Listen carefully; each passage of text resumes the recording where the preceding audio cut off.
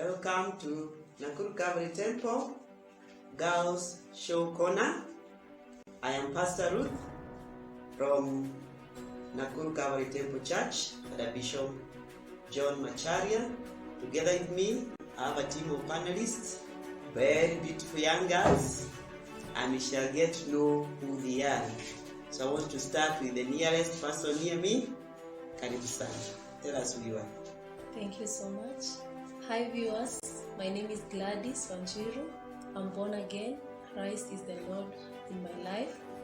I'm from Nakuru, Lanet, Baraka. I fellowship at Nakuru Calvary Temple and Bishop Macharia and Pastor Ruth. I'm glad to be here. Let's get blessed together. Amen. Thank you so much, Gladys. Let's have the next girl. Hello viewers, my name is Rebecca Nganga. I'm saved and I love Christ as my personal savior. I'm so glad to be the follower of Christ. I live in Nakuru and the fellowship at Nakuru Calvary Temple under Bishop Macharia and Pastor Ruth, and it's a pleasure being in this show. So let's get to it and learn from each other.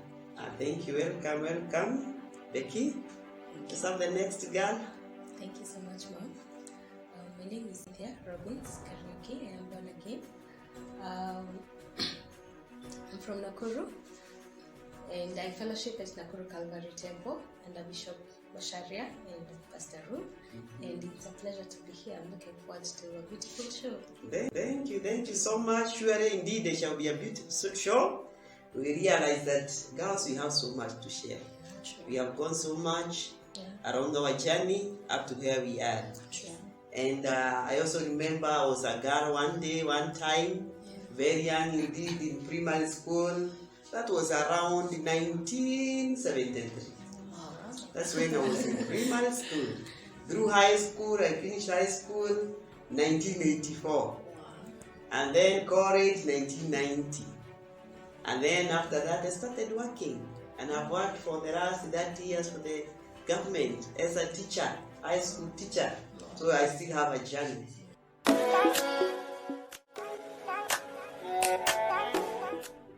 So Gladys, how has your journey been? Thank you so much. My journey hasn't been easy. By the way, I think there's no journey that is easy. You just have to have some hardships. But I studied in Kamuronyo Primary School. I completed my primary school in 2009. Later on, I joined Moronyo High School, just from Kamuronyo to Moronyo. I bless the Lord for the transition. I completed my secondary school in 2013, and I bless the Lord. I am the way I am right now. Those years and up to now, the Lord has been faithful. Wow, that's nice. From Kamuronyo to Moronyo High School. Yeah. I think that is a little bit of zero grazing, but we shall get to know the charities for such transition. Welcome, Becky. Thank you so much. First of all, I want to thank God for my journey, because without God, I don't think I could be here where I am right now. So I studied at Kamuronyo Primary School from class 1 to class 8, and I finished my primary studies. I passed my KCPE so well, and I went to a county school that is Bahati PCA Girls. It's located in Bahati. I studied there from Form 1 to Form 4, and I thank God. Amidst all the challenges, I thank God that I came out as a victor. Thank you. Yeah. Thank you so much, Betty, for such a transition. Robinson, how about it? I went to, in primary school, I went to Lanet Moja Primary School. So I completed my KCPE in 2009. Then later on, I joined Joint Forces Academy, Lanet, and then completed my Form 4 in 2013. I always say I'm a testimony. It hasn't been easy. It was not easy, but God has been faithful. And there's that song that goes, Haijawa Raisi. It has been the faithfulness of God throughout. Yes. Thank you. Thank you so much, Robinson. And I realize that you are so much in common. 209 is so common here. Becky, was it 2009? No, it was not 2009, 2013. Oh, 2013, Yeah. primary school. Yeah. Okay, you are the youngest among these people. Yeah. Oh, that is nice. We have heard how the journeys have been. Thank you so much for agreeing to complete your primary school and your high school. Because you realize there are people who drop along the way and they don't complete. So the girls out there, we have good examples, role models. Yeah, kwamba is good to learn and to complete. So that at least you can reach your destiny. Now I realize that even in my case, when I was going through my school and education levels, various levels, I encountered so many challenges. And challenges are challenges. Yeah. The ones that are there, they're slightly different, but they are still there. But now I want us to hear from you people. Such challenges like economic, challenges like peer pressure, challenges like adolescence, how do you navigate through the adolescent stage with so many changes on our bodies, relating with one another? How do you go through that? Could be, you can tell us shortly, could be two major challenges Robinson went through in through that transition. Wow. Thank you. So one of the major challenges that personally I faced, especially in high school, was where I studied. My first is a national school. Therefore, there are people from different backgrounds. You'll find people from very rich families, people from the middle class family, and people that are from very humble background. But for me, how I maneuvered that challenge is I was focused. I told myself, you've gone there to study majorly and nothing else. It doesn't matter what the other person comes with in school, but you have to do this. You have to do this. The focus was the major thing there, that I need to finish my studies. Yeah. Then the other challenge is on peer pressure, which is very common to everyone, and I wouldn't say that I was an exempt to that. No, I suffered peer pressure. But again, coming to the realization of who you are is the most important thing. Understanding who you are as a person, and you'll be able to maneuver through those challenges. Thank you so much, Robinson. I realize surely I've come across parents when their kids are placed in national schools and they come from very humble background. They say, no, let this child go to the nearest high school, a day school, because they fear the charity. We realize that you can still make it. You only need to be focused. Your child just needs to be focused, and then she will go through it. Becky, how was it? Actually, I would say challenges started hitting me when I was in high school. As she said, peer pressure was the major challenge that I think I think it has hit everyone. But I thank God so much for my dad, actually. Because it is because of my dad that I didn't let peer pressure hit me so hard. Because when I went to do something what other people were doing, I was just remembering my dad. Wow, my dad, no, I cannot do that. I can't do that, because I knew how strict he was, and I knew how focused he wanted us to be. And being a firstborn, it's actually another challenge, because you have kids, you have siblings looking up to you, so you have to make the right choices. You have to follow the right path, so that you cannot mislead your siblings. But all in all, I thank God he helped me to conquer everything, and he gave me the focus. Thank you, Dad. Dad, you did a good job. That's why she is here today. And you parents, please don't hesitate to be strict to these girls and boys. You save them, even when they feel like you are being too much to them. But one day, one time, they shall remember that you saved them. You saved their life, and now they have reached to their destiny. How about you? Thank you so much. Okay, my journey had a lot of challenges, mostly in secondary school. That issue of peer pressure, it's to everybody. And now to me, I guess it hit me so much with so much intense. I want to talk about peer pressure. When I was in high school, Form 3 and Form 4 completing, that's when now I was growing up, adolescent, and I would love to try out new things, do what others are doing. I was in a day school by then, where I would go and come back in the evening. So there was these friends of mine who had boyfriends, and so I also thought it's good that I have. And by then my mind was so small, I couldn't think out so many things. So along the way, when I was completing my high school, I got pregnant, and I call that it's a fruit of peer pressure that I got from other friends. And I thank God because I have learned a lot, and I want to speak to that lady out there, that girl who has such kind of a challenge. I don't want to tell you that you should get pregnant. No. You can say no to that. Peer pressure. Just choose to be you. Choose to listen to your parents. Choose to listen to your teachers, and focus to what brought you to school. And you complete well. And if you're there and you got into such kind of a situation, it's not yet over until the Lord says it's over. Amen. So I made it through. I completed my school in as much as I was pregnant. So don't go home and stay there because you've gotten pregnant. Finish school. There is another process for you out there. It's not yet over. Asante. Thank you so much. Thank you for that encouragement and that openness. You've been confident to speak about your life, self-disclosure. Huwa inasaidia wengine. It helps other people outside there.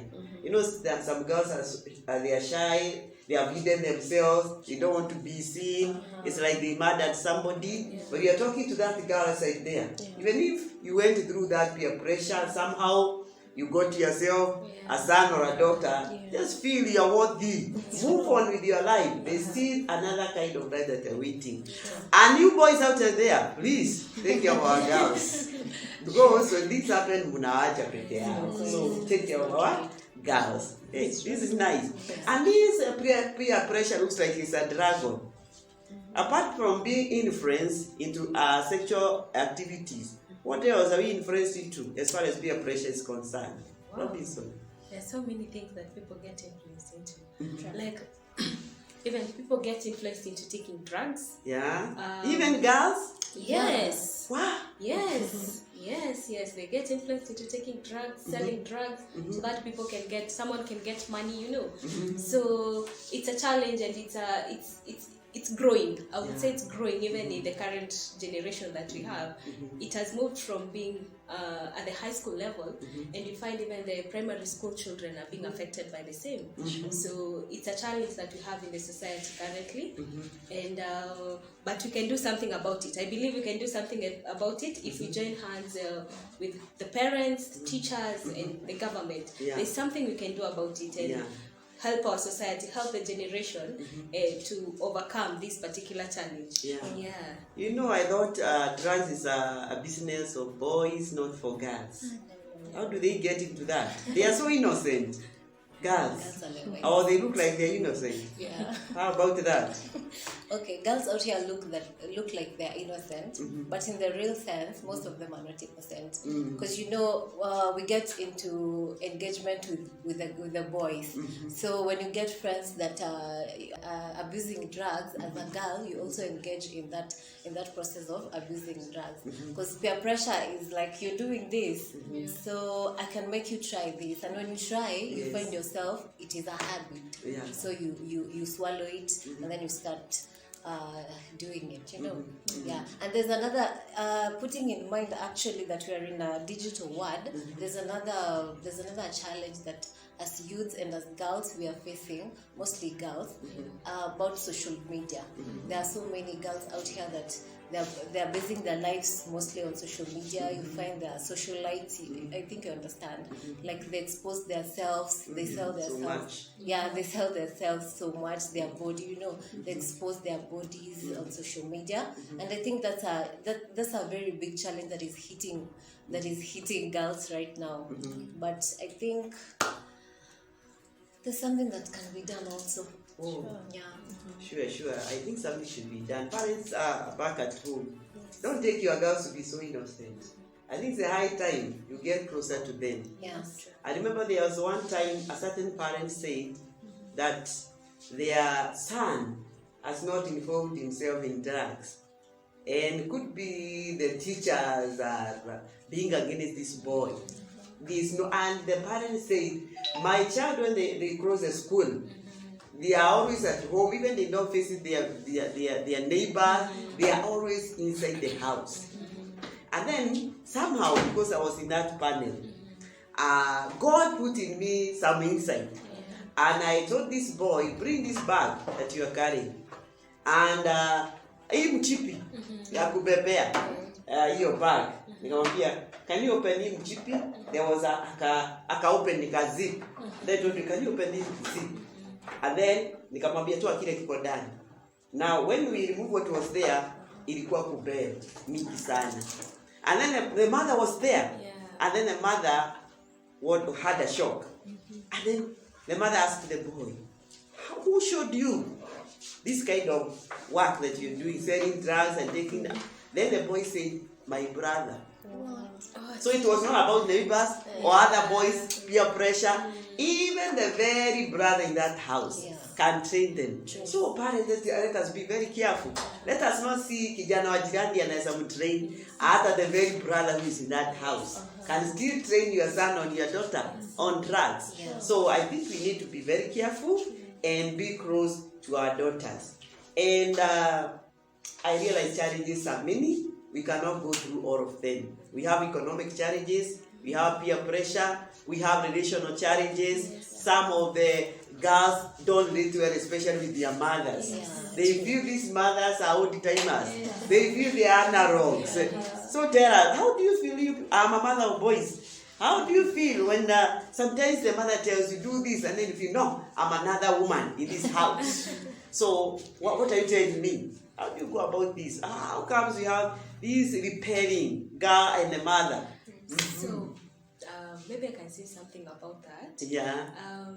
One thing, okay, thank God for my mom, because my mom is a very understanding person. Yeah. Because the way she brought us up, you couldn't fear telling her anything. Yeah. And that she's the one who helped me personally to maneuver some of the challenges, especially in high school and primary school. Yeah. So to encourage the women and the children, the daughters, their daughters, be close to your daughters. Sure. Because when you're a mother and you're close to your daughter, you'll be able to know a lot of things that this daughter is going through. And don't be judgmental. Don't judge that daughter. If she comes to you and asks you, Mom, this happened, so what? How do you go about it? And if you throw tantrums to her, she'll never come back again. But if you bring her closer, she'll keep on revealing, telling you more. She'll keep on pouring herself to you, and you'll be more friends than enemies. And that's how you can be able to even counter that repelling. Because daughters usually feel like, mbona ananiambia hivi na hata anisikizangi, so mbona ananiambia, so that's why there is a lot of rubbing of shoulders with the mothers. But the moment as a mother you become close to your daughter, you'll be able to solve so many issues, especially that rubbing of shoulders, because you'll understand each other. Thank you so much. Parents, be close to your daughters. You get to understand them better. I want us to come to the end of this part 1 of Girls Corner, but we shall be having part